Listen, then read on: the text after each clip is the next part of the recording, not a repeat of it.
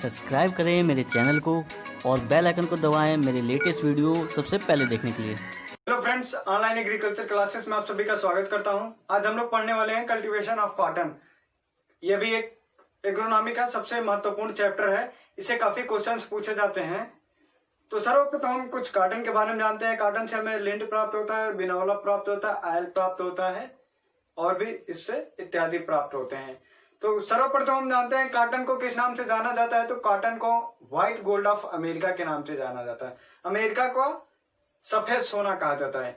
सबसे ज्यादा कॉटन का उत्पादन चीन, भारत और अमेरिका में होता है। क्षेत्रफल के दृष्टि से भारत सर्वप्रथम स्थान हासिल करता है, जबकि भारत में महाराष्ट्र का प्रथम स्थान है कपास उत्पादन में। तो चलिए हम इसके बारे में कुछ जानते हैं। कॉटन का शाब्दिक अर्थ होता है कपास। कपास की वानस्पतिक नाम क्या होती है? तो वो होती है Gossypium species. Gossypium species family इसकी इंपॉर्टेंट है। ये फैमिली इसकी पूछी जाती है, फैमिली जो कि मालवेसी आपकी फैमिली है। ओरिजिन प्लेस या उत्पत्ति स्थान जो है आपका, वो है आपका इंडिया, भारत। कपास मुख्यतः 4 प्रकार का होता है, जो कि आपका निम्न है: भारतीय कपास, एशियन कपास, अमेरिकन कपास और इजिप्ट या मिस्र की कपास। तो इसका ये जो जीनस है, जीनस तो सेम रहेगा, स्पीसीज यहाँ पर आपका अलग अलग हो जाता है। स्पीसीज की बात अलग अलग हो जाती है। तो सर्वप्रथम हम जानते हैं इंडियन स्पीसीज कौन से स्पीसीज की बनी है। तो है इंडियन कॉटन, गॉसिपियम, जी से गॉसिपियम, यहाँ पर ऊपर लिखा हुआ है, आप इसको नोट कर लीजिए। गॉसिपियम अर्बोरियम, ये भारतीय कपास का वैज्ञानिक नाम है। इसका क्रोमोसोम नंबर या गुणसूत्र संख्या क्या होता है? तो 2n=26। अभी डीडीयू यूनिवर्सिटी एग्जाम्स कराई थी, तो उसमें क्या क्या ऑप्शन दिया हुआ था? उसमें ऑप्शन दिया हुआ था कॉटन का क्रोमोसोम नंबर कितना होता है? तो 26 दिया था, 52 दिया था, 42 दिया था और 46 दिया था। तो जबकि उसमें क्वेश्चन गलत हो गया था। अब उसमें जो पेपर सेट किया है वो किस आंसर पर सही किया है, वो तो अब वही जाने। तो जबकि मोस्टली इसको 52 ही दिया रहता है। या ये कंफ्यूज करने के लिए, कंफ्यूजन क्या, या इसमें क्वेश्चन ही गलत दिया था वो उसमें, जबकि 52 सही किया गया है। चलिए अब नेक्स्ट बात करते हैं एशियन कपास की। एशियन कपास की जो वानस्पतिक नाम होता है वो होता है गॉसिपियम हर्बेशियम। गुणसूत्र संख्या 2n=26। गॉसिपियम हर्बेशियम जो है या एशियन कपास भारत में सबसे ज्यादा उगाई जाती है। इंडिया में सबसे ज्यादा इसी का उत्पादन किया जाता है। फिर आपका आता है अमेरिकन कॉटन तीसरे नंबर पे आता है। American cotton Gossypium hirsutum, 2n=52, 52 गुणसूत्र इसमें होते हैं।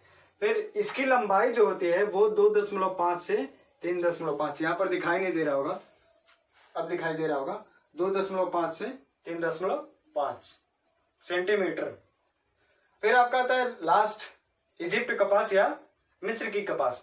उसका वानस्पतिक नाम क्या होता है? गॉसिपियम बार्बाडेंस। गुणसूत्र संख्या 2n=52। इसकी जो लंबाई होती है वो होती है 3.5 से 5.8 सेंटीमीटर। 3.5 से 8 सेंटीमीटर। आप एक स्क्रीनशॉट भी ले सकते हैं आराम से पढ़ने के लिए कम टाइम में। तो चलिए अब इसके कुछ की पॉइंट या बुलेट पॉइंट की बात करते हैं। जो बुलेट पॉइंट की बात है इसमें, तो कपास के बिनौले में कितना प्रतिशत तेल पाया जाता है? कपास के बिनौले में कितना प्रतिशत तेल पाया जाता है? तो 15 से 25% ऑयल कंटेंट होता है। पीएच डिपेंड करता है आपके ब्लैक सॉइल पर या इसके जो कल्टीवेशन होता है कपास की, वो किस पीएच पर होता है? तो वो 6.8 to 8.5 पीएच पर अवेलेबल होता है, इसलिए कल्टीवेट हो जाता है। इसके लिए सर्वोत्तम मृदा कौन सी है? ब्लैक सॉइल,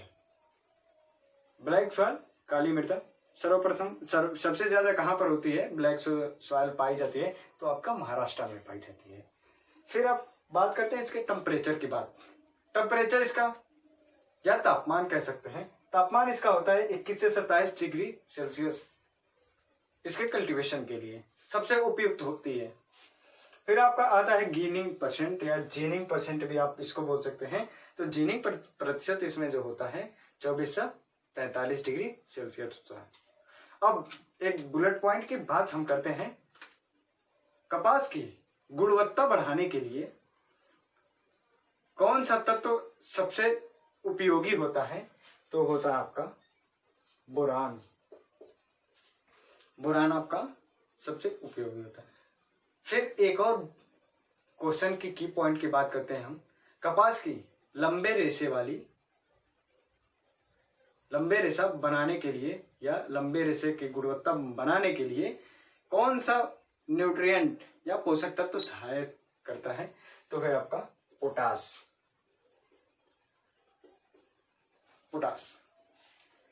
अब रेशा किसका बना होता है,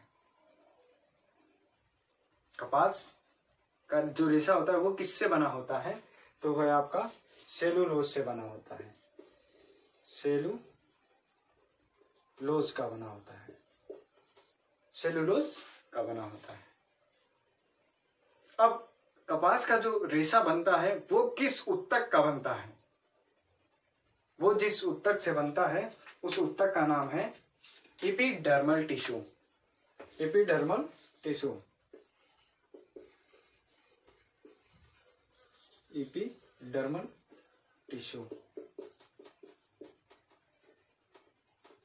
एपिडर्मल टिश्यू से बना होता है। कपास में प्रथम बार फूल खिलने की प्रक्रिया को हम क्या कहते हैं, तो उसको हम कपास में प्रथम बार फूल खिलने को क्या कहते हैं, तो उसको हम स्क्वेयर कहते हैं। स्क्वेयर कहते हैं। अब एक और बुलेट पॉइंट की बात करते हैं जो सबसे महत्वपूर्ण है। आपको एक क्वेश्चन बताना भूल गया, ये जो पीएच है, पीएच 6.8 to 8.5 है, ये 2017 यूपी कैडेट में पूछा जा चुका है। कपास के 1 हेक्टेयर अच्छी उपज के लिए 50 से 80 हजार प्लांट होने आवश्यक है। 50 से 80 हजार प्लांट होने आवश्यक है। जबकि बीटी काटन का मतलब होता है बैसिलस थ्रूजिएंसिस नामक जीवाणु इसमें पाया जाता है। बीटी काटन में 10,000 प्लांट ओनली अच्छी उपज के लिए उपयुक्त है। फिर अब बात करते हैं इसकी सीड रेट की, और इसके फ्रूट को क्या हम कहते हैं, इसके फल को हम किस नाम से जानते हैं या क्या कहते हैं, तो इसके फ्रूट को हम बाल या कैप्सूल के नाम से जानते हैं। इसके फ्रूट को क्या कहते हैं, बाल या कैप्सूल कहते हैं। अब बात करते हैं हम बीज दर की। बीज दर नॉर्मल या अमेरिकन कॉटन की बीज दर क्या होती है, 20 से 25 किलोग्राम प्रति हेक्टेयर। बीज दर हमेशा हेक्टेयर में ही पूछा जाता है किसी भी परीक्षाओं में।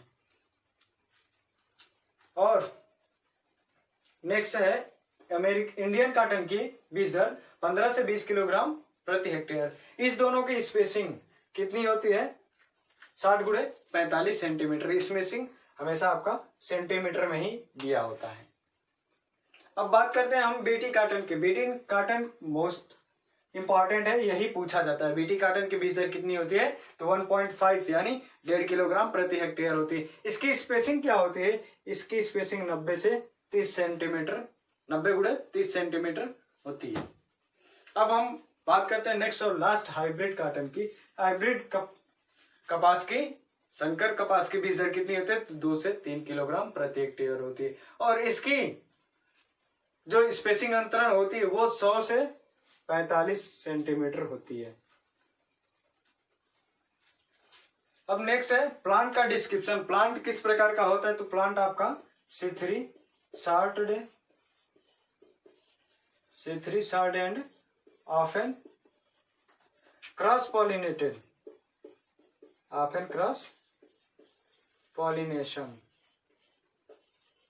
क्रॉप है, ऑफन क्रॉस पॉलिनेटेड क्रॉप है। फिर अब बात करते हैं मैच्योरिटी। मैच्योरिटी इसकी रेशे की परिपक्वता, जैसे किस रेशा पक गया है या मैच्योर हो गया है तो उसे हम किस माध्यम से नापते हैं, है आपका एरिलोमीटर। एरिलोमीटर, ठीक। अब रेशे की महीनपन या महीनता किससे मापा जाता है, तो वो है माइक्रोनायर। माइक्रोनायर से हम रेशे की परिपक्वता को मापते हैं, या फाइनेस, महीनापन को। Delinting, what do you mean by delinting? Delinting का शब्द ही आर्थिक शब्द ही, ये शाब्दिक अर्थ ही इसे पता था। डिलिंटिंग, रुई को सीड से अलग करना या लिंट अलग करना, रुई को अलग करना, यह प्रक्रिया ही डिलिंटिंग कहलाती है। रुई को बिनौले से अलग करना ही डिलिंटिंग कहलाती है। फिर अब हम बुलेट पॉइंट की बात कर रहे हैं। डिलिंटिंग की प्रोसेस किसके माध्यम से करते हैं, तो वो है आपका H2SO4। H2SO4 के माध्यम से करते हैं, जिससे आराम से आसानी से रुई छूट जाती है। अब H2SO4 का क्या अनुपात रखते हैं हम, वो है आपका 1:10। 1:10 रेशियो इसको रखा जाता है। कपास के एक बेल का वजन कितना होता है? एक बेल का वजन 170 किलोग्राम होता है। कपास के वन बेल, एक बेल का वजन 170 किलो होता है। एक बेल का वजन 170 किलोग्राम होता है। अब वेराइटीज इसकी हैं, जो मुख्य प्रजातियां हैं। सबसे पहले आपकी प्रजाति आती है H4। H4 की बात करते हैं। H4 is first hybrid variety of cotton. First hybrid variety of cotton. सर्वप्रथम इसकी प्रथम प्रजाति पूछा क्या जाता है, इससे क्वेश्चन क्या बनता है कि इसकी प्रथम संकर प्रजाति का नाम बताइए, तो वो है आपका H4। इसको किसने इसके कौन से स्पॉन्सर हैं, वो हैं आपके सीटी पटेल। इन्होंने 1970 में इसको डेवलप किया था। किससे? गुजरात एग्रीकल्चर यूनिवर्सिटी से। Gujarat university of agriculture and technology, Gujarat agriculture university से इसको डेवलप किया गया था। अब बात करते हैं नेक्स्ट वेराइटीज हैं, जो 12 लक्ष्मी, धनलक्ष्मी, मरु विकास। 12 Lakshmi is important variety of cotton. Dhanlaxmi, Maru Vikas H6 and H8। H4 के बाद H6 और H8 बना हुआ है। फिर ये आपकी हाइब्रिड वेराइटीज हैं।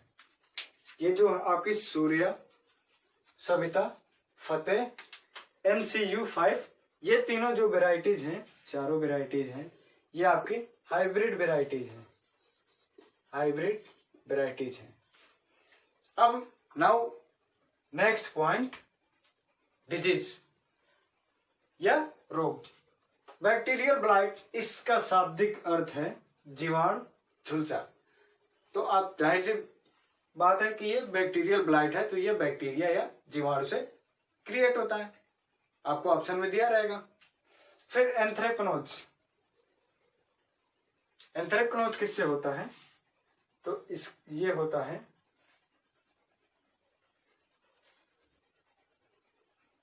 कोलेटोट्राइकम इंडिकम नामक फंगस से ये डिजीज एंथ्रेक्नोज क्रिएट होता है। फिर आपका आता है एंगुलर लीफ स्पॉट, या कहीं के पर दिया पर होता है कॉटन लीफ स्पॉट या एंगुलर लीफ स्पॉट। फिर आपका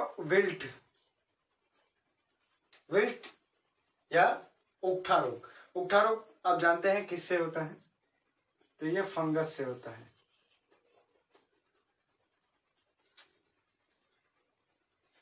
फंगस से डिजीज क्रिएट होती है। फिर आपका आता है इंसेक्ट एंड पेस्ट। तो ये पिंक वर्म, सबसे महत्वपूर्ण क्वेश्चन इस पर क्या बनता है, कॉटन में कौन सा कीड़ा लगता है, तो सबसे पहले देता है पिंक वर्म। यही आपका ऑप्शन सही होगा। पिंक वर्म, अमेरिकन बाल वर्म और व्हाइट फ्लाई। अमेरिकन बाल वर्म का, इसका है पिंक वर्म का पेक्टिनोफोरा गॉसिपिला। वैज्ञानिक नाम पिंक वर्म का पेक्टिनोफोरा गॉसिपिला और अमेरिकन बाल वर्म का वैज्ञानिक नाम है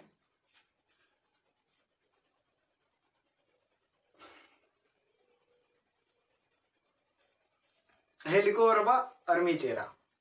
हेलिकोवर्पा, रुकिए मैं लिख दे रहा हूं, हेलिकोवर्पा अर्मीचेरा। ये आपका अमेरिकन बाल वर्म हो जाता है। फिर आपका आता है व्हाइट फ्लाई का वैज्ञानिक नाम क्या है, बेमेसिया टबेशाई। ये आपका कार्टून की चैप्टर फिनिश होगी।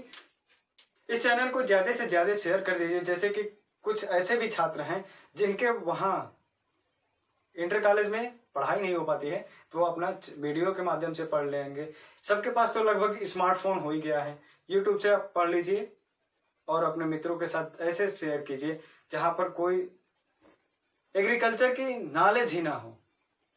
काफी ऐसे भी छात्र हैं जिनके पास वीडियो नहीं पहुंच पाती है, तो आप ज्यादा से ज्यादा शेयर कर देंगे, हर एक ग्रुप में शेयर कर दीजिए, जिससे सभी छात्रों का कल्याण हो और उनके मनोबल को ऊंचा हो जाए।